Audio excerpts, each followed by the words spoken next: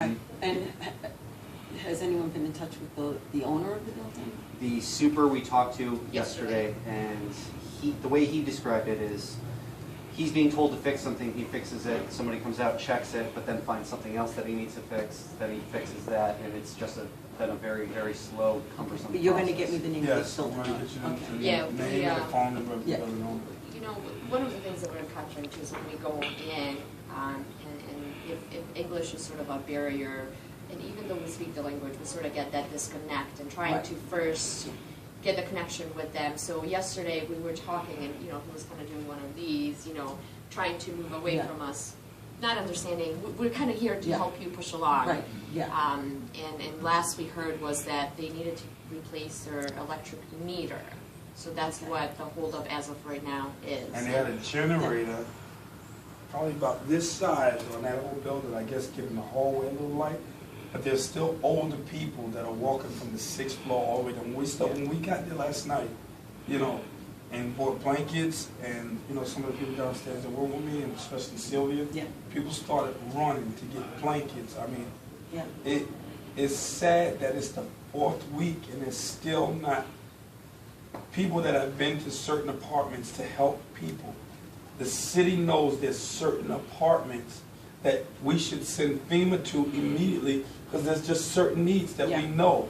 So to get there and see, tell Sylvia to come up here too, please. The plumber said that Okay. he had seen nothing but the water pipe and all the boxes back there. Okay, so let's move the blocks, get the team, stop them from doing what they're doing, move the boxes. No, you know what I'll do, James? Because I have to go to a meeting. Yeah. But what I could do is, you're going to tell me which FEMA team you would like to have back here, that have been working here. Okay, because when we go in, we're going to call over, all right? And I'll talk to my guy, outlet liaison up in the county, all right? What I'm going to do is, I'm going to call over to LIPA. We'll see if we can get Tracy, all right? And find out if we can get somebody to go over and take a look at the meter on that building, all right? And get me the name of the building owner, because I want to speak to him, okay? Excuse me. And then Shatona! anything else that you need, let Come here, me know, please. all right? Because, we'll make whatever phone calls are necessary, okay? Yeah, Because our intention it's- today is once we get a few more people Yeah. from FEMA is to knock on every single door in that Yeah. building and find out the exact Okay. situation in every All right, okay. And then what you can do is bring, if you have some of the local residents that could go down with them. People are, I'll be quite honest with you, people always get skittish when they see government. All right? Absolutely. Yeah, we understand And, that. you get in, and I'm sure you've encountered it even in Manhattan. Yeah. Okay? Yeah. If you're in Chinatown, I know that you Yeah. have a lot of resistance, because I Yeah. used to work there, so Yeah. it's like, all right. But what we need to do is sometimes if you have local people with you, they can explain and they can say, I'm here with you. They're just coming We're here to around, help. trying to give you some sort of assistance. And I think, James, that would go a Well, long Shatona way. is, she works in the, Shatona Hankins, she works in the community development for the city of Long Beach. So they assigned me one other city worker a week ago, thank God. But she'll give you the owner's information, all of that stuff for what is it, 215? It was 215. She'll give you all of that information, everything that you need, the owner's information, who the landlord is, how many units is in there, approximately how many people are living in the building. She has all of that. If you could just give her the email, How do you give her she'll I just want give to you. ask you one thing. The one thing that I know about FEMA is a lot of times they try to leave basically people in place, okay? As long as the building is habitable, all right? And I'm guessing that 215 basically can be habitable, except for the fact that there's no heat and there's no power. Right. Now, FEMA can bring in large generators and perhaps a portable furnace. Is that true or not true? That is something that could be done. I mean, that's a little higher level, but that's something that we've seen done in other buildings, yes. Okay. All right. That would be. Yes. I'm going to look into And that. our understanding is all of that is up and running. They replaced all of that.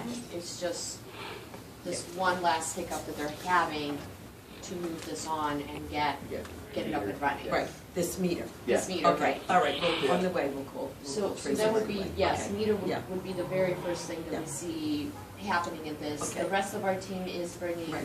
kits and so forth for them, MREs, blankets, Yeah. water Okay. and so forth. So Yeah. we're waiting on that team to arrive to the location so that we can Okay, perfect. go over there. Okay.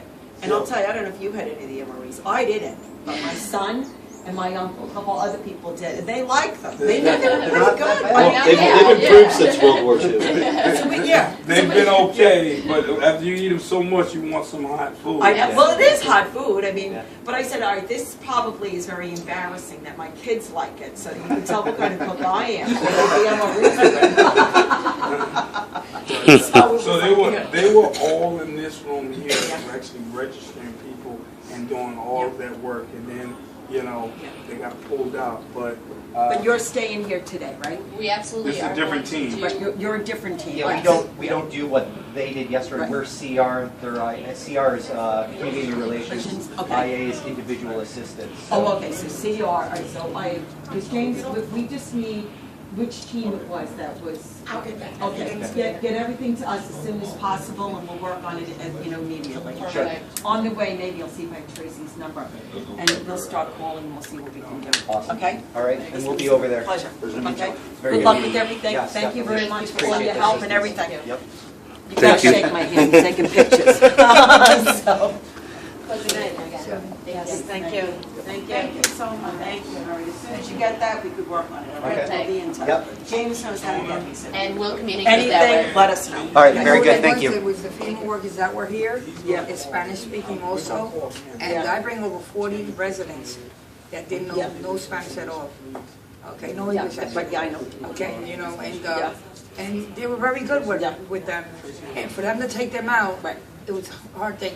And then the female that was downstairs, first she says to me, "Oh no, but it's mold." I says, "Impossible, because I work with turtles. Yeah. You go 2 feet above the water level, everything's done." Right. Then she said, "Oh, now I might have allergies like Clorox." She might, Okay. she might have, like some people do have certain Right. allergies. Right. You know,